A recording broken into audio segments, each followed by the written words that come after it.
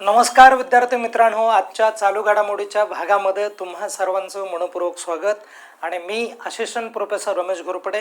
विद्यार्थी मित्रांनो, आपल्या शौर्य करिअर अकॅडमीच्या माध्यमातून आपण चालू घडामोडीचा हा जो एकंदरीत सेशनचा भाग आहे तो नेहमी दररोज एक लेक्चर जे आहे तुमच्यासाठी घेऊन येत असतो आणि त्या लेक्चरमध्ये तुम्हाला 10 प्रश्न बघायला मिळतात आणि त्यासाठी आपल्या चॅनलला फॉलो करा, लाईक करा, सबस्क्राईब करा आणि जेणेकरून हे जे लेक्चर्स आहेत हे लेक्चर्स तुमच्यापर्यंत तात्काळ येत राहतील. दररोज त्याचं नोटिफिकेशन तुमच्याकडे येईल. बेल आयकॉनला क्लिक करून ठेवलं तर.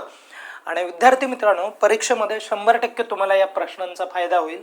प्रश्नाचं स्वरूप बघा कसं आहे. वन लाईनर स्वरूपाचे हे चालू घडामोडीचे प्रश्न तुम्हाला बघायला मिळतात. बघा या ठिकाणी काय म्हटलंय, महिला जननेंद्रियाच्या विकृती विरुद्ध शून्य सहिष्णुतेचा आंतरराष्ट्रीय दिवस हा केव्हा साजरा केला जातो? तर हा जो दिवस आहे मित्रांनो, हा दिवस प्रामुख्याने आजच म्हणजे 6 फेब्रुवारीला साजरा केला जातो आणि युनायटेड नेशनच्या माध्यमातून हा जो दिवस आहे हा दिवस साजरा करण्याचा जो काय प्रयत्न आहे किंवा हा एक महत्त्वाचा निर्णय हा या आंतरराष्ट्रीय संघटनेच्या माध्यमातून घेण्यात आलेला आहे आणि हे आपल्यासाठीच नाही तर संबंध जगासाठी खूप महत्त्वाचा जो काय दिवस आहे हा दिवस आहे आणि विशेषतः महिलांसाठी. आणि महिलांचे जे काय वैयक्तिक शरीराचे म्हणजे समस्या असतात, प्रॉब्लेम्स असतात, ते या माध्यमातून आपल्याला विचारात घेता येतील आणि त्याच्यावरती चांगल्या पद्धतीने काम करता येईल. बघा दुसरा प्रश्न काय आहे, आंतरराष्ट्रीय ऑलिम्पिक समिती आहे ज्याला इंटरनॅशनल ऑलिम्पिक कमिटी असं म्हटलं जातं आणि या कमिटीची इराणमधून, कोणत्या देशांमधून? विराणमधून पहिली महिला म्हटलं की हा IMP प्रश्न होणार. पहिली महिला सदस्य म्हणून कोणाची नुकतीच निवड करण्यात आलेली आहे आणि ही जी महिला आहे मित्रांनो ही सर्वात तरुण महिला असलेली बघायला मिळते आणि या इंटरनॅशनल ऑलिम्पिक कमिटीवरती सध्या 43% महिलांचं प्रमाण आहे. किती टक्के महिलांचं प्रमाण आहे? 43% महिलांचं प्रमाण आहे. आणि यामध्ये कुणाची निवड करण्यात आलेली आहे तर प्रामुख्याने बघा सोराया आघाई यांची काय करणार आहे, नियुक्ती करण्यात आलेली आहे आणि त्या कितव्या सदस्य ठरलेले आहेत तर 107 नंबरच्या काय ठरलेले आहेत, सदस्य ठरलेले आहेत. ओके, आपण आता पुढे जाऊयात. लक्ष द्या आता. बघा देशातील कनेक्टिव्हिटी वाढवण्यासाठी नवीन हाय स्पीड रेल्वे जी आहे ही रेल्वे कॉरिडॉर तयार करण्याची जी काय घोषणा आहे ती नुकतीच कोणत्या देशाने केलेली आहे तर ती प्रामुख्याने आपलाच देश भारत या देशाने काय केलेली, घोषणा केलेली. आणि शासनाचा असा उद्देश आहे की कनेक्टिव्हिटी वाढवा, प्रदेश वेगवेगळे एकमेकाला रेल्वेच्या माध्यमातून जोडले पाहिजे जेणेकरून जो काय व्यापार आहे, व्यवसाय आहे हा वाढीस लागेल. अशा स्वरूपाचा जो काय मुद्दा आहे हा समोर आलेला दिसून येतोय. पुढे जाऊयात. बघा भारतावर लादलेला एकूण आयात जो काय टॅरिफ होता तो 50% होता आणि हा 50%वरून आता आपण काय केलेला आहे तर 18% हा त्या देशाने आपल्यावरचा जो टेरिफ आहे तो कमी केलेला आहे, 18% केला आहे. आणि तो कोणत्या देशाने केला आहे, असं करणारा कोणता देश आहे की ज्या देशाने सुरुवातीला आपण काय करत होतो म्हणजे आपल्यावरती काय केला होता त्यांनी की त्यांचा जो काय टेरिफ आहे तो 50% एवढा केला होता आणि आता 18% आहे. तर 100% प्रत्येकाला माहिती आहे अमेरिका आहे आणि त्याचा रिझन पण माहिती आहे तुम्हाला, बरोबर आहे की नाही?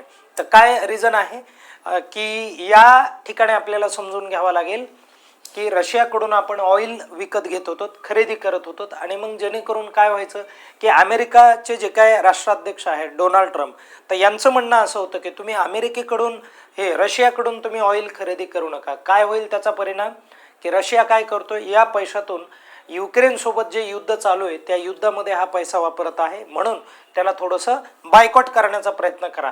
ओके, आणि आता कुणाकडून भारत हा ऑइल खरेदी करणार आहे हे आजच्यासाठी तुम्हाला माझ्याकडून एक खूप जबरदस्त प्रश्न असेल ते मला कमेंट करून सांगा. ओके, पुढे चला. बघा आंध्र प्रदेशातील नेलोर जिल्हा जो आहे या जिल्ह्यातील या जिल्ह्याला भारतातील कशाची राजधानी समजलं जातं किंवा कशाची राजधानी म्हणून त्याची ओळख आहे, तर प्रामुख्याने ती कशाची राजधानी, कोळंबी या माशाची काय आहे, राजधानी आहे. कोळंबीचं उत्पादन तिथे जास्त होतं. 2026 मध्ये 800 अब्ज डॉलर संपत्तीचा टप्पा ओलांडून किंवा पार करून जगामध्ये सर्वात श्रीमंत व्यक्ती म्हणून कोणत्या व्यक्तीचं नाव पुढे आलेलं आहे, तर ते प्रामुख्याने एलन मस्क या व्यक्तीचं नाव पुढे आलेलं आहे. आणि एलन मस्कच्या जर कंपन्या जर पाहिल्या तुम्ही, तर यामध्ये प्रामुख्याने स्पेस त्याची कंपनी, स्पेस एक्स नावाची कंपनी आहे. त्यानंतर दुसरी कंपनी काय, XAI नावाची त्याची काय आहे, कंपनी आहे. त्यानंतर परत पुढे तिसरी कंपनी ट्विटर देखील त्याचंच आहे मित्रांनो. कुणाचं आहे, ट्विटर हे त्याचंच आहे. ओके, हे पण लक्षात राहू द्या. आणि त्याची सगळ्यात मोठी कंपनी टेस्ला, ही टेस्ला कंपनी पण त्याचीच आहे. म्हणून अशा एकदम म्हणजे गाजलेल्या कंपन्या त्याच्याकडे आहेत आणि म्हणून किंवा मग त्याची ओनरशिप त्याच्याकडे आहे आणि म्हणून या ठिकाणी तो जगातला सर्वात श्रीमंत व्यक्ती म्हणून काय होतोय, या ठिकाणी गणला जातोय. हेही लक्षात राहू द्या.